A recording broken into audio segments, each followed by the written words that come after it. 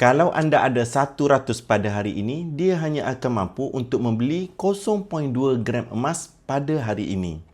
Tetapi, kalau anda konsisten menyimpan sebanyak 100 sebulan, anda akan dapat sebanyak 1 gram di hujung bulan kelima nanti.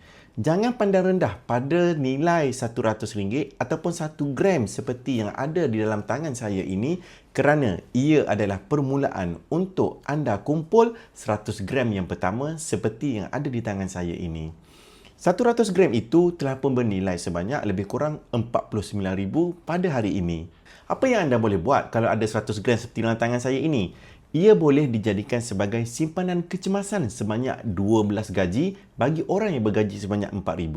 Ataupun yang lebih penting, anda boleh jadikan sebagai deposit untuk rumah pertama anda yang mana nanti rumah tersebut anda boleh sewakan dan akhirnya anda akan dapat pendapatan pasif daripada sewaan rumah tersebut.